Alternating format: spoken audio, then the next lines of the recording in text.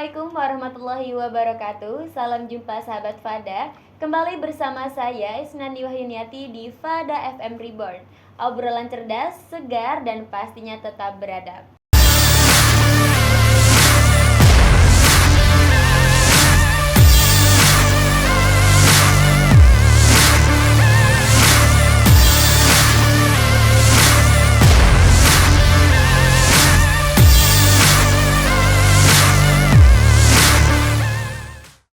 Sahabat Fada, berbicara di depan umum itu adalah keahlian, tapi menjaga cara berbicara itu adalah kebijaksanaan. Kita hidup di era di mana public speaking itu wajib di kelas, organisasi, bahkan live media sosial. Tapi kadang kita lupa bicara nyaring tidak selalu bermakna. Ada saatnya kata-kata yang tidak kita sadari melukai, melecehkan ataupun merendahkan orang lain, khususnya perempuan.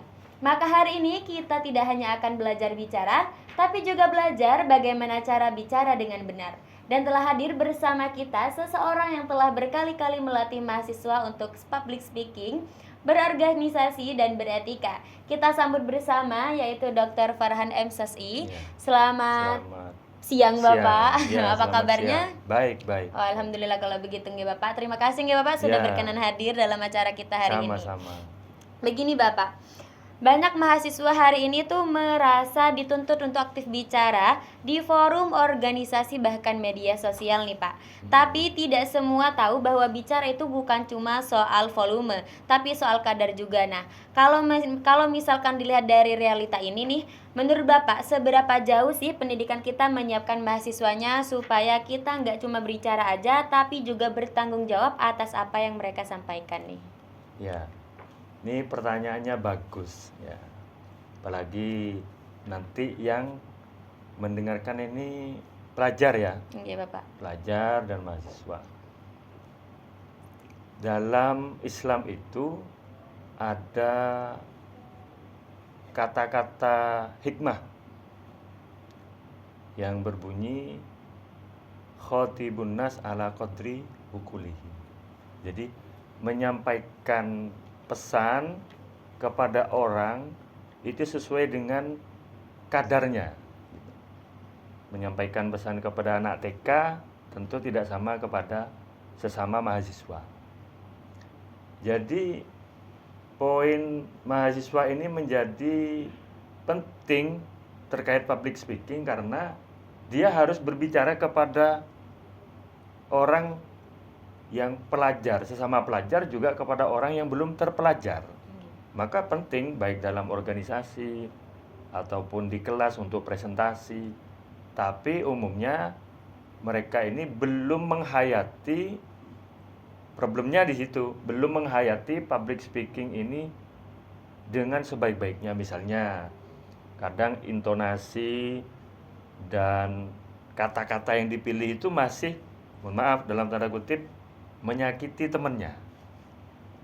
Padahal banyak kata-kata yang bisa dipilih agar walaupun dalam tanda kutip dia ingin membuli, tapi membuli yang konstruktif. Nah, ini yang masih sangat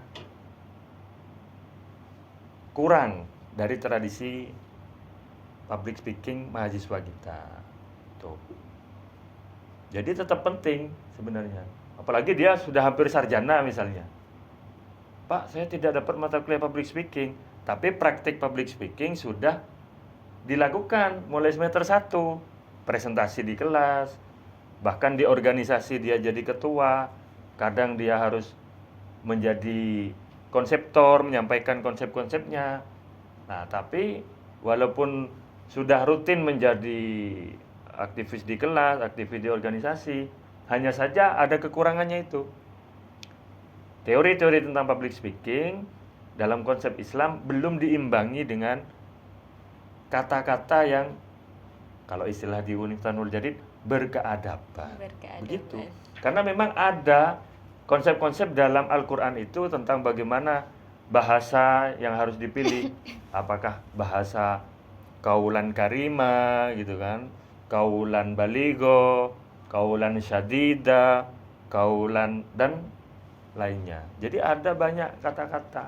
Bukan masalah tiba-tiba menyampaikan kata-kata padahal kata-kata itu mohon maaf menyinggung temannya atau menyinggung komunitas yang lainnya, sehingga ada kesenjangan antara individu satu dengan individu yang lain karena kata-kata tadi, termasuk antar organisasi, sesama organisasi ekstra kampus, karena ada kata-kata yang tidak diterima dan itu menjadi satu pemicu, satu polemik hubungan antara satu organisasi mahasiswa dengan organisasi mahasiswa yang lain tidak harmoni.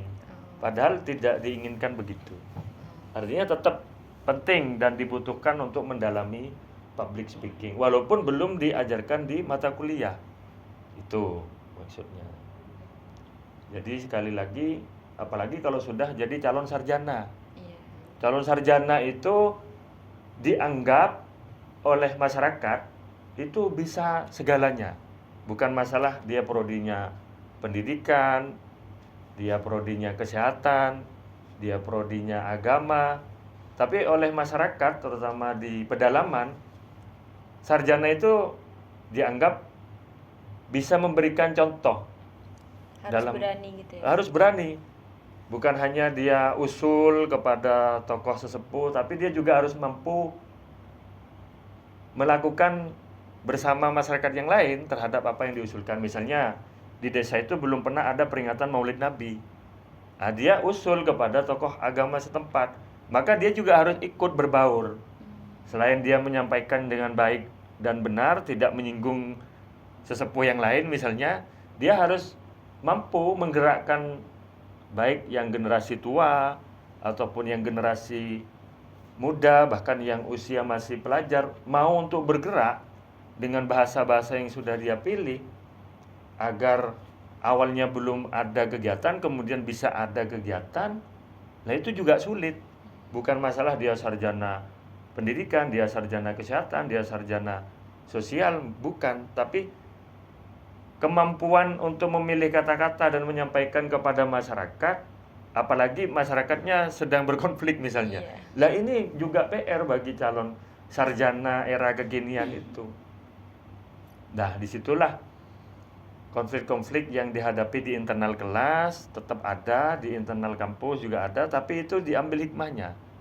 Kan butuh juga kadang diplomat ya. Diplomat itu mediator. Mediator itu misalnya dari kubu pro dan kubu kontra karena belum bertemu, sehingga ini butuh satu sosok mediator. Lah mediator ini juga dibutuhkan keterampilan public speaking yang baik.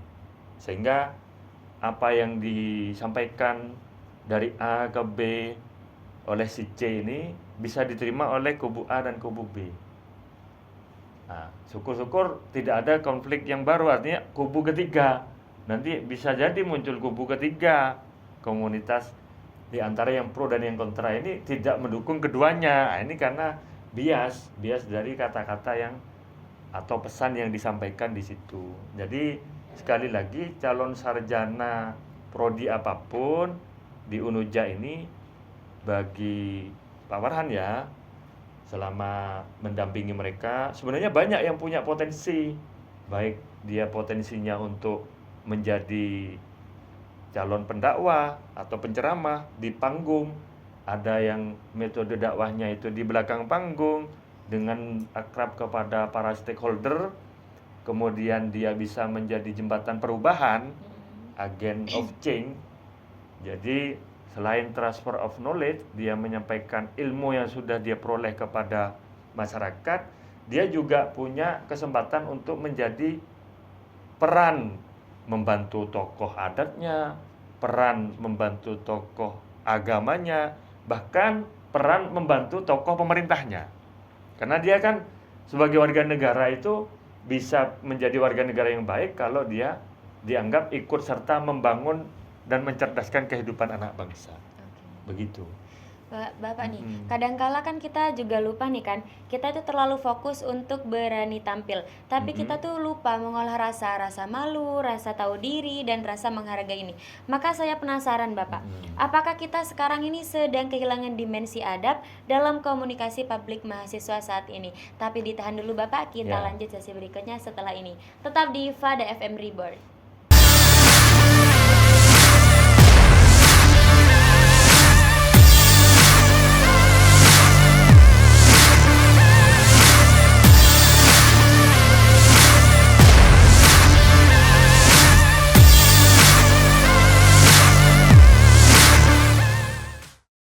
Kembali lagi bersama kami di Fada FM Reborn.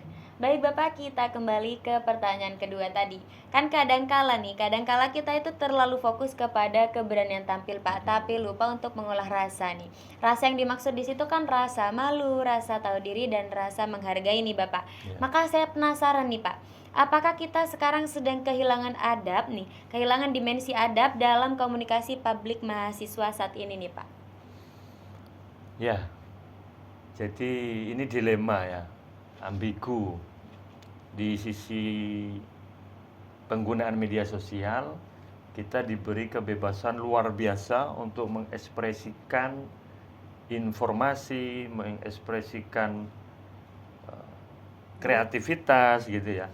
Tapi di saat yang bersamaan kita juga dibatasi oleh etika agama. Jadi tidak semua pengguna media sosial atau YouTuber lah contohnya ya. YouTuber itu bisa dibilang seorang public speaking di media sosial karena dia membuat pesannya itu untuk khalayak umum, bahkan dia berharap banyak penonton yang like, subscribe, dan share. Nah, itu kan. Kadang semua cara dipilih kan, dalam tanda kutip, mohon maaf, yang dilarang oleh agama, ghibah misalnya, atau ya aib temennya nanti dijadikan bahan. Nah, ini kan sebenarnya secara etika komunikasi ini tidak dianjurkan dalam agama Islam.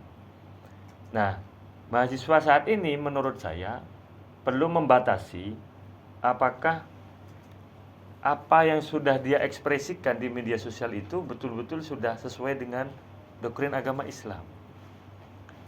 Nah, sehingga dia mampu untuk membatasi informasi apa yang sedang dia produksi atau informasi yang dia sampaikan itu tidak keluar dari agama Islam. Misalnya dia masih tetap menutup aurat, ya kan? Mohon maaf, di luaran sana walaupun beragama Islam, dia membuat konten atau seorang konten kreator itu nyaman-nyaman aja menyampaikan ini itu, tapi dia tidak. Nah, tapi pilihan ya, hukum menutup aurat itu juga masih perdebatan. Ada yang hukumnya begini, ada yang hukum begini, harus menutup ini itu. Tapi kita yang penting menyesuaikan. Nah, kalau seorang mahasiswa yang hidup di pondok pesantren seperti di Universitas Nurjadid, otomatis ketika dia harus menjadi public speaker, dia harus tetap menutup aurat. Berbeda nanti dengan dia posisi sebagai mahasiswa di kampus umum, karena bagi mereka itu sesuatu hal yang biasa dan itu tidak jauh atau tidak terbatasi ya oleh aturan-aturan, yang penting masih berada dalam tata tertib aturan di lingkungan sekitarnya, fine-fine aja. Nah, maka adab dan etika yang dimaksud di sini sangat relatif. Sangat relatif. Apakah dia dianggap tidak mengikuti norma sekitarnya atau tidak? Ya disesuaikan dengan lingkungannya. Tapi yang terpenting menurut saya identitas, kedirian. Nah, ini yang kurang. Mahasiswi sekarang itu hampir kehilangan identitas lokal. Identitas lokal yang dimaksud oleh paparan ini, kalau dia seorang santri dengan suku Maduranya, maka pelajari tradisi-tradisi Ya. lokal sebagai status kesukuan Maduranya. Sama halnya dengan kalau dia posisi suku Bali, maka pelajari identitas-identitas kesukuannya sebagai seorang suku Bali. Karena dari lokal wisdom ini kita akan menemukan namanya etik. Masing-masing suku memiliki etikanya. Dan itu akan dipayungi oleh agama. Makanya Gus Dur bilang, kita itu satu agama dengan agama yang lain sama-sama saling menguatkan. Bahkan agama di negara kita oleh Gus Dur ditambah satu. Negara sudah mengakui adanya agama Konghucu. Nah, sebelum Gus Dur, agama yang diakui oleh negara hanya 5. Nah, salah satu contoh agama Konghucu itu oleh Gus Dur lihat karena ada kesamaan penghargaan kepada leluhur agama Konghucu itu.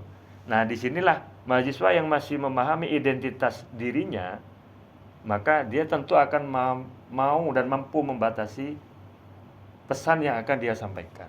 Karena dia sudah paham aturan sebagai santri harus bagaimana, aturan dia sebagai suku Jawa, sebagai suku Madura, sebagai suku Sunda, sebagai suku Bugis misalnya, itu sudah paham. Maka identitas kedirian masing-masing mahasiswa ini, kan mahasiswa Unuja dari berbagai macam suku. Iya. Nah itu, ada yang bahkan dari Kalimantan, ada yang dari luar negeri. Nah maka masing-masing itu kan membawa tradisi lokal. Iya. Disitulah kedirian setiap mahasiswa ketika sudah memahami etika masing-masing sukunya, dia akan menyesuaikannya dengan aturan agama. Karena agama itu yang akan mempertemukan. Sehingga walaupun dia public speakingnya di tengah masyarakat, mohon maaf, yang tidak muslim pun, dia pasti akan bisa menjaga bahasa yang dia pilih. Pendengarnya bukan muslim misalnya, dia pasti akan bisa menyampaikan bahasa yang mudah diterima oleh mereka yang non muslim. Karena dia sudah tahu. Oke Pak, ini Pak, kita kan juga kan sering bercanda nih. Ya. Biasanya kan anak-anak nih sering banget bercanda nih Pak. Nah, Betul. tapi kalau misalkan candaan itu kan nggak bisa kita kendalikan, itu kan bisa nanti jadi alat untuk melecehkan tanpa sadar nih Pak biasanya. Nah, ini sering banget Pak terjadi di forum-forum kampus nih Pak. Menurut Bapak nih bagaimana membedakan antara humor yang sehat dengan humor yang menyentuh wilayah sensitif seperti stereotip gender Pak? Ya, ini lebih unik lagi Iya, ya. lebih Karena kompleks berkaitan kadang disebut bully ya. Iya, bisa Bully. jadi tanpa sadar dan itu. Nah, jadi kata-kata yang dipilih menjelekkan temannya misalnya. Padahal dia nggak maksud ingin menyakiti. Iya. Sebenarnya Gus Dur sebagai guru bangsa itu sering memberi contoh. Humor yang sehat, humor yang baik. Contohnya seperti apa, Pak? Ya, ini saya ingatkan lagi.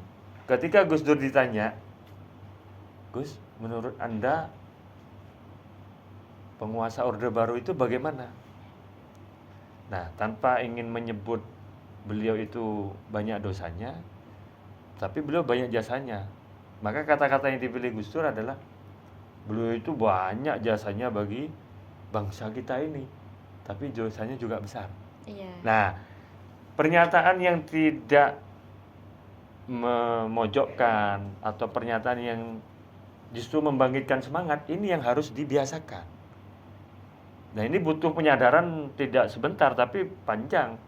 Makanya kepekaan sosial bagi setiap mahasiswa, bagi setiap individu harus dilatih. Harus dilatih. Karena kadang tidak sadar kita itu menyampaikan kata-kata, padahal kata-kata itu bukan untuk Disampaikan. bukan untuk memojokkan temannya, tapi karena guyonan itu tadi sudah berlaku di iklan-iklan ya, itu dipakai kadang. Padahal, nah ini juga tergantung penerima pesannya. Nanti penerima pesan merasa selalu dipojokkan, padahal tidak begitu. Maka disebut bahasa-bahasa yang konstruktif, bahasa-bahasa yang mengandung kata-kata dakwah. Itu sudah dicontohkan oleh kiai dan nyai di pondok pesantren sebenarnya, walaupun itu berupa kritik. Jadi kita maklum lah kalau masih ada mahasiswa yang biasanya pakai kata-kata yang membuli, Iya. tapi nanti diberi penyadaran. butuh itu. Makanya unsur tenaga pendidik nanti juga butuh dipanggil misalnya dalam bentuk konsultasi. Karena kata-kata itu kadang kalau sudah nyampe ke media sosial sulit untuk dihapus. Iya. Nah, yang paling susah dihapus itu traumanya. Nah, itu ada psikolog yang dibutuhkan di situ. Psikolog di masing-masing prodi atau di masing-masing kampus. Saya yakin itu kalau dilakukan pendampingan, insya Allah psikologi komunikasi ini masuk dari psikologi komunikasi. Begitu, Bapak. Ya, betul. Kan kadang ini juga public speaking kan hanya kita diajarkan vokal dan gestur, biasanya ditekankan di bagian itunya nih Pak. Nah, terus kayak rasanya ada sesuatu nih yang kurang Pak, karena sesungguhnya berbicara juga menciptakan budaya Pak. Nah, terus apa dampak jangka panjang jika mahasiswanya terbiasa menormalisasi kata-kata yang tidak etis dalam komunikasi publik? Tapi tahan dulu Bapak, Ya. kita lanjut setelah jeda berikut, tetap di Fada FM Reborn.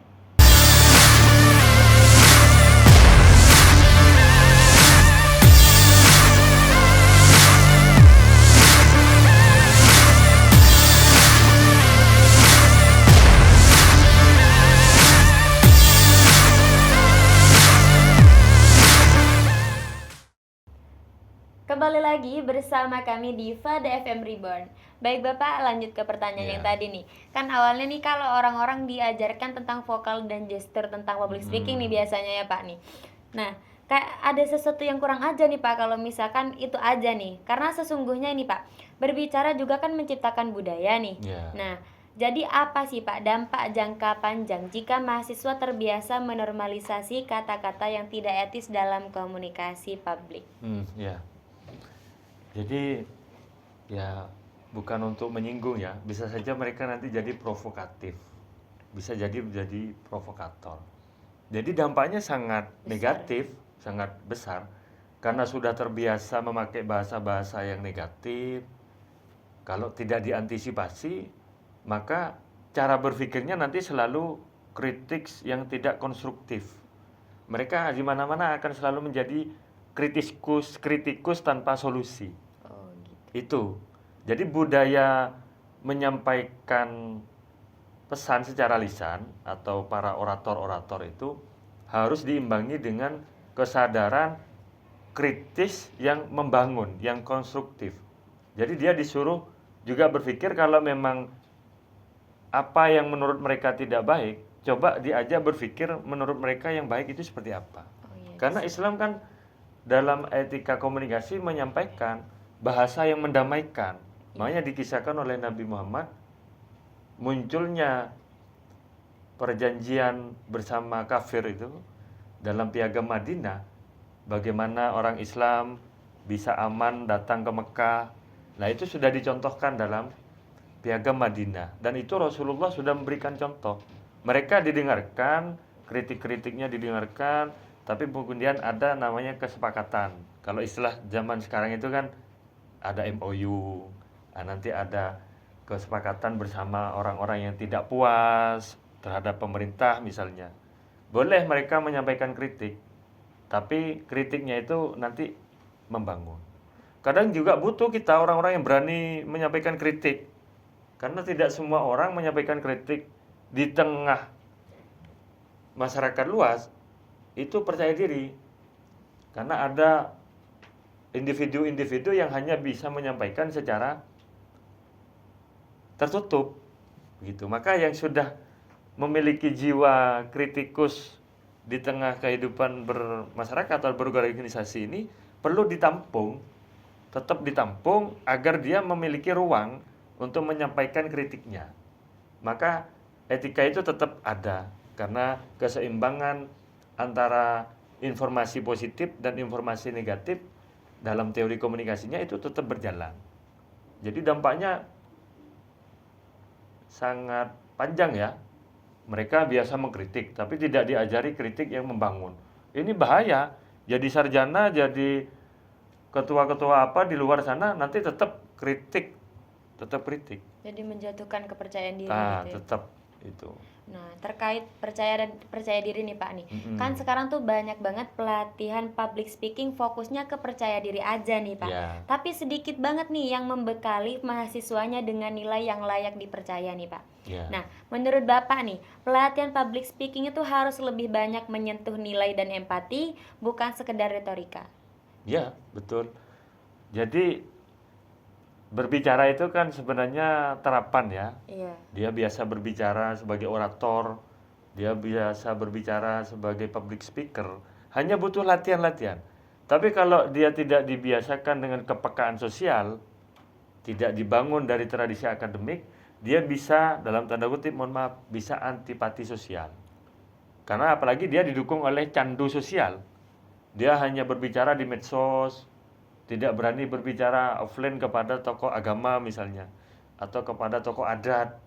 Dia menyampaikan kritiknya nanti secara auditif atau audiovisual, dia rekam. Tapi ketika dia diajak untuk islah secara offline, dia masih tidak mau atau tidak berkenan. Maka dampaknya adalah penyeimbangan antara kemampuan dia sebagai public speaker, sebagai seorang orator. Dia harus mampu juga melihat situasi dan kondisi sosialnya. Harus dilatih dia oleh orang ketiga. Jadi tidak hanya diberi kesempatan mengembangkan potensinya sebagai seorang public speaker, tapi dia juga didampingi oleh pihak ketiga, orang dewasa yang lain, untuk memiliki kepekaan sosial. Kalau di tradisi kita kan kepekaan akademik dan kepekaan non akademik. Karena ada prosentase yang tidak murni dilakukan dalam tradisi akademik, tapi juga didapat dari tradisi non akademik. Jadi itu butuh pendampingan dari pihak ketiga. Begitu. Begini Bapak, hari ini kan siapa saja juga bisa berbicara nih Pak. Mm-hmm. Jadi kan untuk kebebasan setiap orang ya. Tapi itu nggak semua orang bisa membuat orang lain itu mendengarkan dengan hormat nih Pak. Biasanya seperti itu. Nah, pesan Bapak nih untuk mahasiswa agar mereka bisa bersuara tegas tanpa menggurui, dan pasnya tampil kuat tanpa menyakiti nih Pak. Ya ini membuat kata-kata yang tidak menyakiti ini membutuhkan kecerdasan tingkat tinggi ya.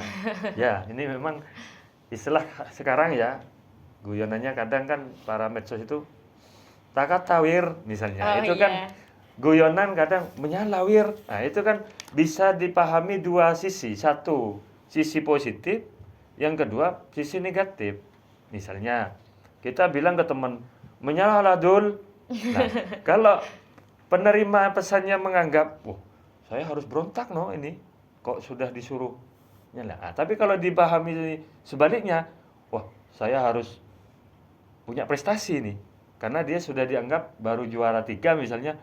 Ayo Wir, menyala Wir. Nah, dia harus punya peluang untuk juara 1. Artinya itu dipahami positif.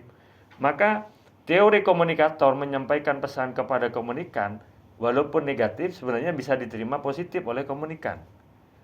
Sebaliknya, pesan yang positif disampaikan oleh komunikator, tapi diterima oleh komunikan negatif, bisa jadi akan negatif. Kesenjangan mindset. Iya, jadi masalah dia ingin mengkritik tanpa menggurui, atau dia usul tanpa menyakiti, ini tergantung situasi dan kondisi yang sedang terjadi di situ. Tapi mahasiswa harus dibiasakan bahwa menyampaikan kritik di kelas, kalau memang ada yang tidak sesuai, nanti di luar kelas disampaikan. Karena kalau ditegur di dalam kelas misalnya dia akan down, maka nanti pihak ketiga tetap butuh pihak ketiga.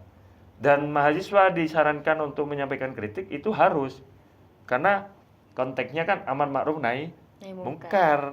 Konteks kita, siapapun yang sedang belajar orasi, belajar public speaking, prodi apapun, sebagai calon sarjana, dia akan diciptakan sebagai kader SDM yang unggul, inovatif, dan berkeadaban. Begitu. Maka apapun yang dia sampaikan sebenarnya tujuannya di situ. Dia unggul, ya mampu menyampaikan pesan-pesan perubahan, dia inovatif, mau merubah sesuatu yang menurut dia nggak baik menjadi lebih baik, kemudian tetap dalam payung beretika atau berkeadaban itu. Sebenarnya di situ. Begitu ya Pak. Ya. Jadi saya berharap teman-teman mahasiswa apapun prodinya, silahkan belajar public speaking walaupun belum ada mata kuliahnya. Karena media sumber belajar itu sudah banyak. Bisa dari YouTube, bisa dari media cetak, bisa dari media online yang lain. Bahkan dia bisa kepada praktisi yang tidak pernah sarjana pun, praktisi yang sudah biasa jadi public speaking, praktek menjadi MC, bahkan pekerjaannya mungkin dia adalah broadcasting misalnya. Belajarlah kepada mereka. Itu. Ya, belajar kan nggak kenal tempat juga ya, Betul, Pak. belajar tidak kenal tempat dan tidak dibatasi oleh waktu. Iya, nggak pandang usia juga. Betul, nggak pandang usia. Walaupun sudah umur 30 kuliah lagi S1, nggak apa-apa. Umur 40 kuliah lagi S2, nggak apa-apa. Nah, disitulah makna dari SDM yang ikut serta membangun dan mencerdaskan kehidupan anak bangsa. Di situ, di Unuja kan sudah ada. Mau kuliah S2, monggo. Mau S3, kuliah S3, monggo, sudah ada disiapkan. Sudah, Tuh. udah ya, udah cakep banget nih pastinya nih. Nah, pemirsa, udah selesai nih kita. Nah, alhamdulillah banget nih teman-teman. Karena apa? Karena sungguh bergizi banget diskusi kita hari ini ya. Terima kasih kepada Bapak Farhan atas ilmu dan arahan yang tidak hanya menyentuh teknik, tapi juga menyentuh nilai dan hati. Sahabat Fada, di era kebebasan berbicara, mari kita pilih untuk berbicara dengan bijaksana. Bicara bukan tentang menang, tapi untuk menyampaikan. Dan dalam public speaking, beradab itu lebih mahal daripada berani. Teman-teman, diingat juga ya, kalau misalkan bercanda, berarti semuanya harus tertawa. Kalau misalkan ada salah satu yang gak tertawa, berarti di situ ada yang salah dengan candaannya. Saya Isnani Wahyuniati, pamit undur diri. Sampai jumpa di Fada FM berikutnya. Wassalamualaikum warahmatullahi wabarakatuh.